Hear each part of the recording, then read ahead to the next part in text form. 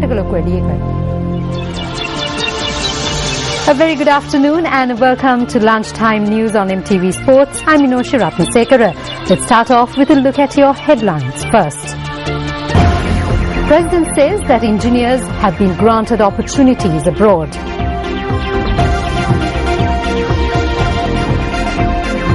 World leaders mourn the death of Nelson Mandela. Minister of Education says that his policy is to reduce the pressure on grade 5 scholarship students. In local news, President Mahinda Rajapaksa stated that the development in the country will not only be beneficial for the island but also for the world. He made this statement at the Mahabhimani 2013 National Construction Awards ceremony yesterday. The event was held under the auspices of President Mahinda Rajapaksa at the Sugatadasa Indoor Stadium yesterday. The event was held to honour the contribution of individuals who dedicated their life in the field of construction. For CECB head office phase 2. මේ රට තුල මේ ඌනතර දොරවල් විවෘත වෙලා පිටරට දොරවල් විවෘත වෙලා ලංකාව ගැන විතරක් Many opportunities are granted to those who live in this country. The world has opened its doors to us. Therefore, we should not only think about Sri Lanka. Earlier, we had ties with only 2 countries in the African region, with only 3 embassies in the continent. We are now opening embassies in other regions of the continent. Some may laugh at us, but we see the opening of certain avenues.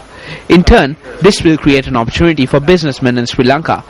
This will be a great strength to us. නමුත් අපි ගියාම අපි දකිනවා අලුත් ඉදිකිරීම ගොඩනැගීම් පවතිනවා. ඒවයි අපිට ආරාධනා කරනවා. ලංකාවේ ව්‍යාපාරිකයන්ට දොර ඇරවන්න. ඒ හරහා විශාල ශක්තියක් අපිට තියෙනවා. Well, now in a story making headlines, South African President Jacob Zuma announced today that South Africa's first black president and anti-apartheid icon Nelson Mandela had died.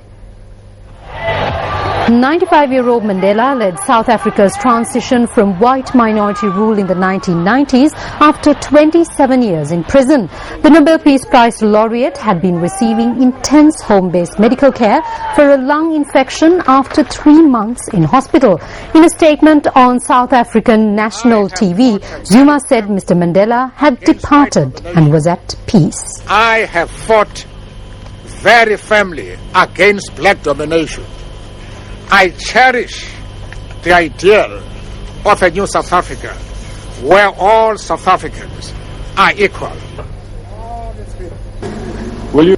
Our beloved Nelson Rolihlahla Mandela, the founding president of our democratic nation, has departed. He passed on peacefully in the company of his family around 2050 on the 5th of December 2013.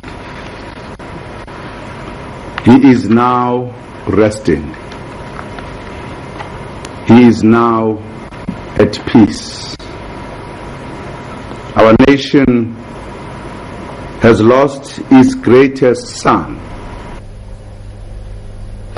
Also, condolences have been pouring in since the announcement of President Nelson Mandela's death. Tonight, one of the brightest lights of our world has gone out. Nelson Mandela was not just a hero of our time, but a hero of all time. The first president of a free South Africa, a man who suffered so much for freedom and justice, and a man who through his dignity and through his triumph inspired millions. He achieved more than could be expected of any man. And today he's gone home. We've lost one of the most influential, courageous, and profoundly good human beings that any of us will share time with on this earth.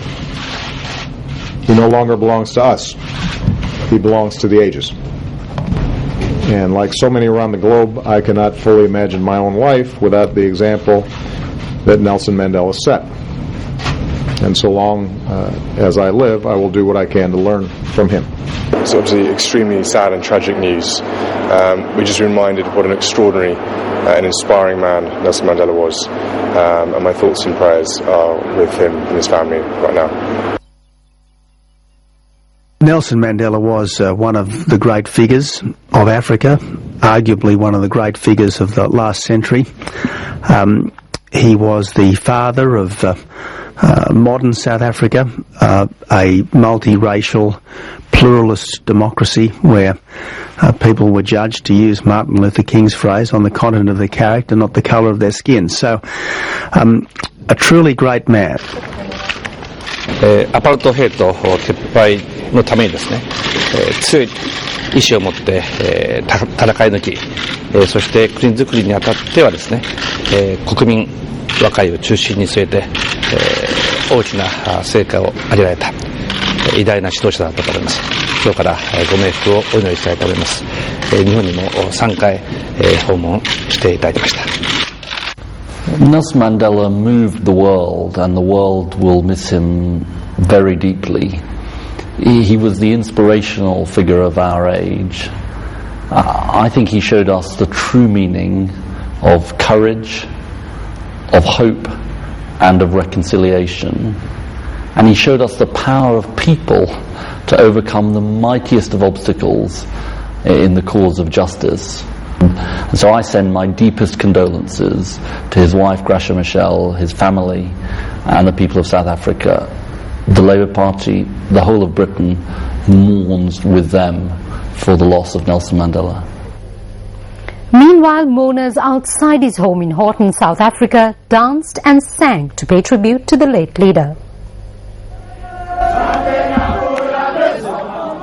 Although Nelson Mandela had been frail and ailing for nearly a year, the announcement of his death shook South Africa. Tributes began flooding in almost immediately for a man who was an iconic global symbol of struggle against injustice and racial reconciliation.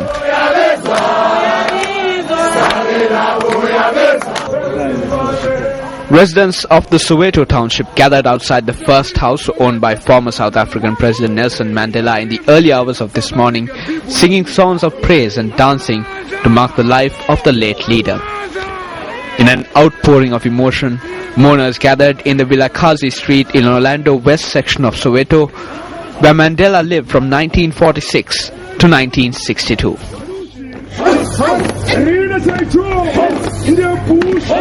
Let's now take a brief look back at the life and times of Nelson Mandela. Born on the 18th of July 1918 to the Thembu royal family of the Xhosa clan, Nelson Mandela was a product of Fort Hare University and the University of Witwatersrand, where he studied law. Living in Johannesburg, he became involved in anti-colonial politics, joining the African National Congress and becoming a founding member of its youth league. After the Afrikaner Nationalists of South Africa's National Party came into power in 1948 and began implementing the policy of apartheid, Mandela rose to prominence in the ANC's 1952 Defiance campaign, was elected president of the Transvaal ANC branch and oversaw the 1955 Congress of the People. Working as a lawyer, Mandela was repeatedly arrested on trumped-up charges of seditious activities and with the ANC leadership was prosecuted in the treason trial from 1956 to 1961 but was found not guilty. Although initially committed to non-violent protests in association with the South African Communist Party, he co-founded the militant Ukhonto we Sizwe group in 1961, leading a bombing campaign against apartheid government targets. In 1962, he was arrested, convicted of sabotage and conspiracy to overthrow the government and sentenced to imprisonment. An international campaign lobbied for his freedom and he was released in 1990 after 27 years, with South Africa on the threshold of becoming the Rainbow Nation. Becoming ANC president, Mandela led negotiations with South African President F.W. de Klerk to abolish apartheid and establish multiracial elections in 1994, in which he led the ANC to victory. He was elected president and formed a government of national unity. As president, Mandela established a new constitution and initiated the Truth and Reconciliation Commission to investigate human rights abuses of the apartheid era while introducing policies to encourage land reform, combat poverty and expand healthcare services. Internationally, Mandela became an icon to many, and he was responsible for the formation of the group The Elders, which comprised of other famous personalities, including Bishop Desmond Tutu and former Irish President Mary Robinson. He has been lauded by many nations and has received over 250 awards, including the 1993 Nobel Peace Prize. Given his political commitments, Mandela had a far from smooth family life. But Madiba, as he is fondly known among South Africans, made an entire nation his family and changed the global political landscape for generations to come, leaving an unerasable impression on this world.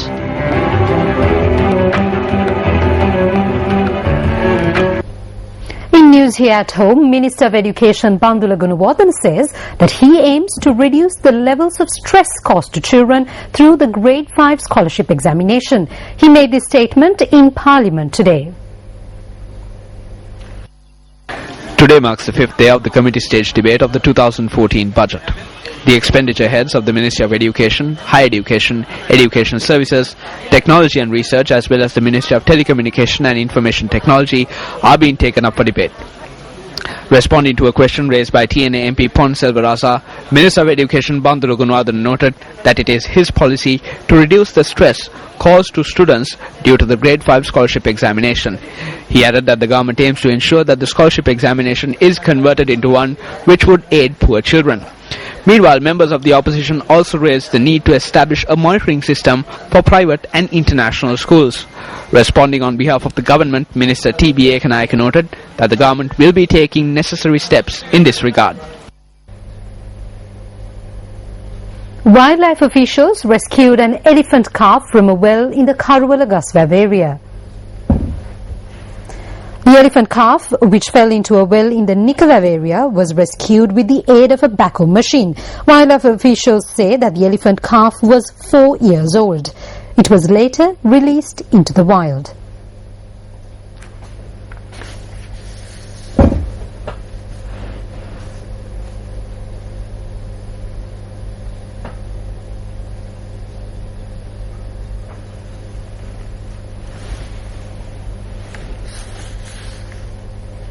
Heavy showers are expected in most areas of the country today due to a low pressure area off the eastern coast of the country. Duty meteorologist Anusha Varnasurya explains. The atmospheric disturbance has intensified into a low pressure area and is located very close to the east coast of Sri Lanka. Under its influence, showery and windy weather is expected over the country and suburb sea areas. There will be showers or thunder showers at times in the northern, eastern, and north central provinces and in the Hambantota district. Very heavy rainfalls, more than 150 millimeters, are also likely at some places. Thunder showers will develop over most part of the island during the afternoon and night. Intermittent showers or thunder showers will occur over sea areas off the coast extending from Galle to Jaffna via Batticaloa. Winds will be mainly northeasterly but rotating anti-clockwise, and its speed will be 30 to 50 kilometers per hour. The wind can be strengthening up to 70 kilometers per hour at times off the coast extending from Galle to Jaffna via Batticaloa. Therefore, these sea areas will be very rough and dangerous, and other sea areas around the island will be fairly rough at times.